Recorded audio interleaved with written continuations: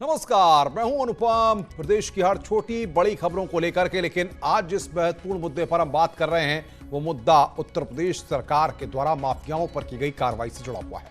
उत्तर प्रदेश के मुख्यमंत्री योगी आदित्यनाथ लगातार माफिया पर महाप्रहार करते नजर आ रहे हैं। ऑपरेशन क्लीन के तहत अपराधियों पर नकेल कसी जा रही है। भूमाफिया, खनन माफिया, शराब माफिया, गैंगस्टर, इन शब्दों का उत्तर प्रदेश से सफाया करने के लिए योगी सरकार लगातार फुल एक्शन मोड में दिखाई दे रही है। यही वजह है कि इसी उत्तर प्रदेश में माफियाओं पर अब ताबड़तोड़ एक्शन लगातार जारी है।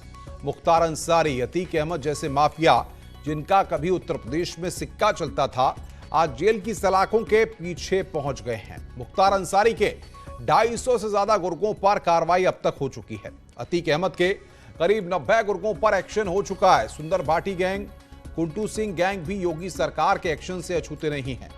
अपराधियों की अवैध संपत्तियों पर लगातार सरकार का बुलडोजर चल रहा है। शराब सिंडिकेट को तोड़ने के लिए बड़े स्तर पर कदम उठाए जा रहे हैं। दरअसल आपको बताएं कि 2017 में सत्ता में आते ही सीएम योगी ने साफ कर दिया था कि उत्तर प्रदेश में माफियाओं के लिए जगह नहीं है। करीब 4.5 साल के कार्यकाल के बाद एक बार फिर सीएम योगी ने माफियाओं को साफ संदेश दे दिया है कि अगर लोगों को माफिया परेशान करेगा तो सरकार उनका जीना हराम कर देगी। सीएम योगी ने क्या कहा, पहले हम आपको सुनवाते हैं, फिर इस पर तमाम खास मेहमानों के साथ हम चर्चा करेंगे। पहले माफिया सत्ता का संचालन करते थे और सत्ता इनकी शागिर्द बन करके इनके सामने दुम दबा करके चलती थी। आज इन माफिया और अपराधियों के घरों पर अवैध कमाई पर जब सरकारी बुलडोजर चलता है तो आप भी देखते होंगे कि माफिया उत्तर प्रदेश की धरती को छोड़ने के लिए मजबूर होते हैं। और हर एक माफिया के लिए हमारा यही संदेश भी है कि अगर गरीब का, किसान का, व्यापारियों का अगर जीना हराम करोगे तो सरकार तुम्हारा जीना हराम कर देगी। और सरकार पूरी मजबूती के साथ कानून का राज होगा। इस बात को केवल कहेगी नहीं, इसको करके भी दिखाएगी। मुख्यमंत्री योगी आदित्यनाथ के माफिया के खिलाफ दिए गए बयान को लेकर और नेताओं का क्या कुछ कहना है, वो सुनिए जरा। सपा बसपा की सरकारों में माफियाओं को संरक्षण दिया जाता था, लेकिन आज माफियाओं को किसी भी तरह की माफी नहीं है। अगर गुनाह किया है तो अपराध की सजा जेल की सलाखों के पीछे मिलकर ही रहेगी। और उत्तर प्रदेश में योगी आदित्यनाथ जी के मुख्यमंत्री बनने के बाद हमने जेलों की क्षमताओं का विस्तार किया है, नई जेलों को बनाया है, ताकि जो अपराध करने वाले हैं ये खुली हवा में सांस न ले सके। इनकी जो मुकम्मल जगह है वो जेल की सलाखों के पीछे है, और जेल की सलाखों के पीछे भेजने का काम हमने बिना जाति और मजहब देखे उनके अपराध की प्रकृति के आधार पर। जब से उत्तर प्रदेश में भारतीय जनता पार्टी की सरकार बनी है, यहाँ चोरी, डकैती, हत्या, लूट, मार, बलात्कार अपन तेजी से बढ़ा है। सरेआम रोडों पे यहाँ हत्याएं हो रही हैं। रोडों पे तो छोड़ो, अब तो जेलों में भी हत्याएं होने लगी जब से बीजेपी की सरकार है। महिलाओं का सरेआम चीरहरण हो रहा है। यहाँ शराब माफिया पैदा हो गए, भू माफिया पैदा हो गए। कोई किसी की सुनने वाला नहीं, कोई किसी को कभी भी ठोक देता है। यहाँ पे जंगल राज चल रहा है, गुंडा राज चल रहा है। कोई बात नहीं, उत्तर प्रदेश की जनता ने भी तय कर लिया है 2022 में बाईसाइकिल की सरकार बनेगी, और ये जो गुंडा सरकार है इसको जनता बाहर का रास्ता दिखा देगी। तो सबसे बड़ी बात यह है कि जिस तरीके से माफियाओं पर योगी सरकार ने लगाम कसी है, इसके बाद अब विपक्ष जरूर सरकार पर हमलावर है, लेकिन यह बात भी गाये बगाए सामने आ रही है कि जिन माफियाओं की उत्तर प्रदेश में तूती बोला करती थी, जिनका सिक्का बोला करता था, उनके पूरे के पूरे कुनबे को, उनके पूरे के पूरे समूह को यहां पर सरकार ने ध्वस्त कर दिया। इसी पर बातचीत करने के लिए हमारे साथ अब्दुल हफीज गांधी, समाजवादी पार्टी के प्रवक्ता, आज चर्चा में जुड़ रहे हैं, जिनसे हम बातचीत करेंगे। साथ ही साथ आसिफ रमीज दौड़ी, पॉलिटिकल एनालिस्ट हैं, राजनीतिक विश्लेषक, वो हमारे साथ जुड़ रहे हैं, उनसे भी हम बातचीत करेंगे। आनंद दुबे बीजेपी के स्पोक्स पर्सन है हमारे साथ। आनंद दुबे जी, आपका भी बहुत बहुत स्वागत है। आनंद दुबे जी, सबसे पहले आपके पास आ रहा हूं। सरकार कह रही है कि हमने माफियाओं के खिलाफ लगातार कार्रवाई की है, लेकिन विपक्ष आप पर आरोप लगाता है कि आप चुन चुनकर कार्रवाई करते हैं, देख देख कर कार्रवाई करते हैं। देखिए, विपक्ष की यही दिक्कत है कि वो हर जगह जाति और धर्म और जमात की राजनीति करता है। अपराध में भी जब अपराधियों के खिलाफ कार्रवाई की जाती है तो वहां भी उसे जाति और जमात दिखती है। और यही वजह रही कि उत्तर प्रदेश में समाजवादी पार्टी की सरकार में अपराध का चरम रहा, चाहे वो मुख्तार अंसारी हो, अतीक अहमद हो, सुंदर भाटी गैंग हो, या तमाम इस तरह के अपराधी समाजवादी पार्टी की सरकार में खुलेआम घूमते थे। ये वही अपराधी हैं जो थानों में बैठकर थाने चलाया करते थे। पेशी पर मुख्तार अंसारी जब मऊ जाते थे तो कई थानों की पुलिस जो है उनके यहां पहुंचती थी और दरबार लगता था और वहां से मामलों का निस्तारण किया जाता था। ये समाजवादी पार्टी के सरकार में होता था, लेकिन आज भारतीय जनता पार्टी की सरकार है। आज आप देखिए मुख्तार अंसारी की जगह कहां है, अतीक अहमद की जगह कहां है। लेकिन नहीं, एक बात है, अभी हाल ही में आनंद दुबे जी, दो महत्वपूर्ण बातें कहूं उसके बाद आ रहा हूं। मुख्यमंत्री ने साफ तौर पर कहा कि डीजीपी ऑफिस से या सीएम के ऑफिस से भी अगर थानेदार किसी की सिफारिश के लिए फोन जाए तो सिफारिश मत मानिए, यानी कि सिफारिशें आपके यहां भी जाती हैं, तभी यह बात कही गई। नियुक्ति विभाग के 2 अफसरों पर कार्रवाई हुई अभी हाल ही में कि कहीं ना कहीं पैसे लेकर के वो पोस्टिंग कराया करते थे, इस तरह के गंभीर आरोप उन पर लगे। आपकी सरकार में भी चीजें तो सामने आ रही है ना? नहीं, देखिए, मुख्यमंत्री जी जीरो टॉलरेंस की नीति पर काम करते हैं। आप देखिए कि भ्रष्टाचार के मामलों में कई अधिकारी और कर्मचारी जेल भेजे गए हैं।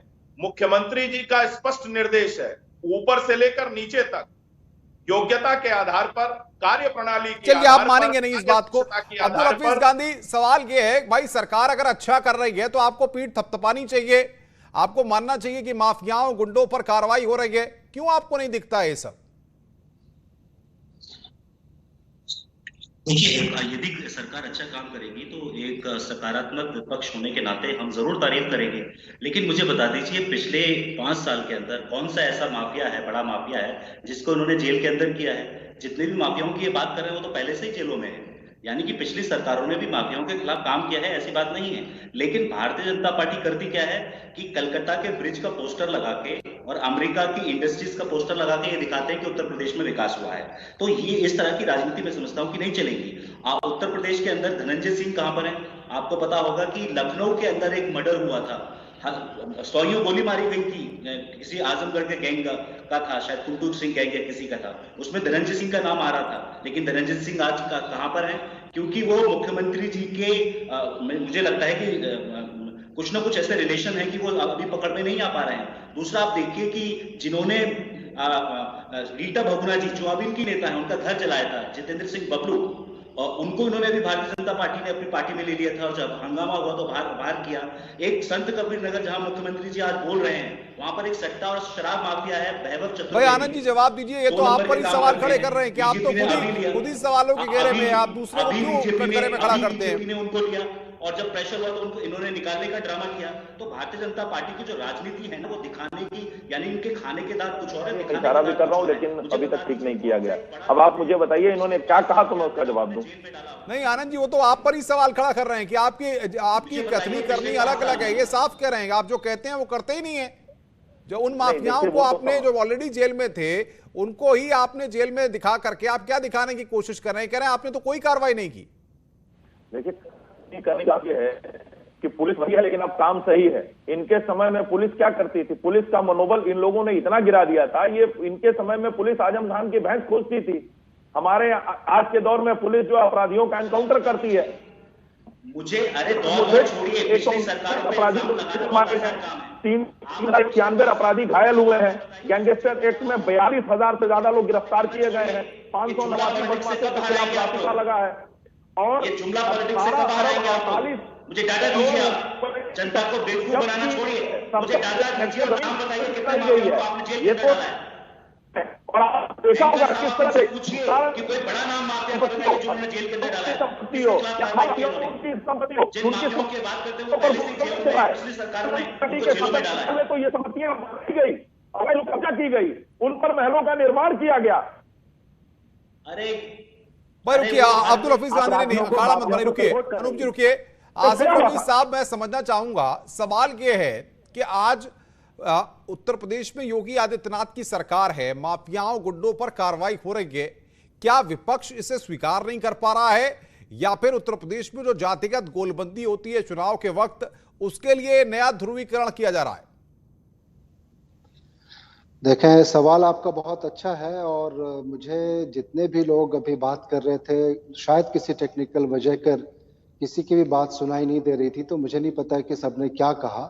लेकिन आपका जो सवाल है जातिगत आधार पर जो ध्रुवीकरण होता है, तो उत्तर प्रदेश के अंदर देखें, ये एक ऐसा एक प्रदेश है जो जहां से हिंदुस्तान की सरकारें बनने में वहां का रास्ता उत्तर प्रदेश और यहाँ तक के बिहार होता है।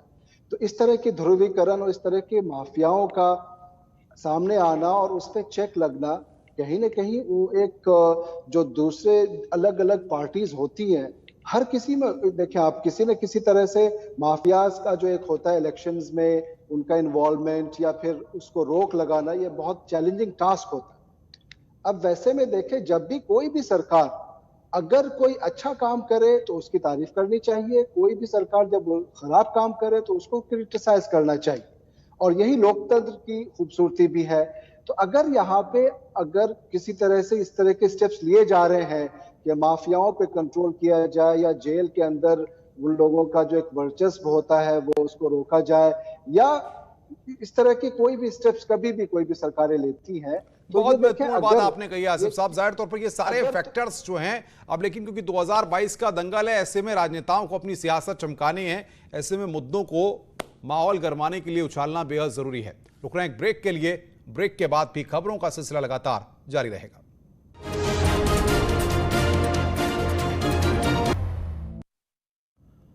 न्यूज 18 की खास मुहिम मिशन साहस के जरिए स्टार्टअप को आगे बढ़ाने के बेहतरीन टिप्स साझा करेंगे बड़ा बिजनेस.com के सीईओ डॉक्टर विवेक बिंद्रा। श्रृंखला में डॉक्टर विवेक बिंद्रा से जानिए क्या है स्टार्टअप से जुड़ी जरूरी बातें।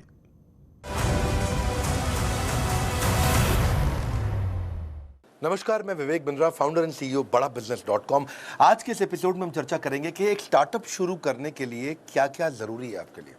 एक स्टार्टअप शुरू करने के लिए पहले तो आपको समझना पड़ेगा कि आपका प्रोडक्ट क्या है, कस्टमर कौन है, 2, और टीम क्या है, 3। यानी कि टीम मतलब पीपल, प्रोडक्ट और प्रॉस्पेक्ट। प्रॉस्पेक्ट मतलब कस्टमर। ये 3 पी समझने जरूरी है आपके लिए। तो प्रॉस्पेक्ट में आपको प्रॉब्लम भी निकल के आ जाएगा। तो जब भी आपको प्रोडक्ट भी मिल गया, प्रॉस्पेक्ट भी मिल गया, पीपल भी मिल गया, तब आप शुरू कर सकते हैं। पीपल में कई बार को फाउंडर्स भी चाहिए होते हैं। तो ध्यान रखिए आपकी टीम में कि आप में से कौन एक्शन मैन है, कौन पीपल मैन है, कौन आइडिया मैन है, कौन प्रोसेस मैन है। अलग अलग स्किल सेट के लोग, ताकि मिल करके काम कर सकें। ये नहीं कि सारे लोग आप अपने जैसे ही ले लें। इसके बाद अब आपको ऑफिस चाहिए। ऑफिस जो जगह लेंगे देखिएगा वो आप अफोर्ड कर सकते हैं कि नहीं कर सकते, मिनिमम डिपॉजिट कितना है, क्या वहाँ रात को काम कर पाएंगे, सिक्योर है, वीकेंड्स पे काम कर सकते हैं। जितना हो सके आप टेक्नोलॉजी सेवी करिए, ट्रबल शूटिंग एक वेंडर रख लीजिए अपने पास टेक्नोलॉजी के लिए, कंप्यूटर, प्रिंटर, मोडम, उसको वाईफाई, वायरलेस सब करेंगे। वेल स्कोप्ड कॉन्ट्रैक्ट बनाइए, कस्टमर से डाउन पेमेंट लेने की हमेशा कोशिश करिए।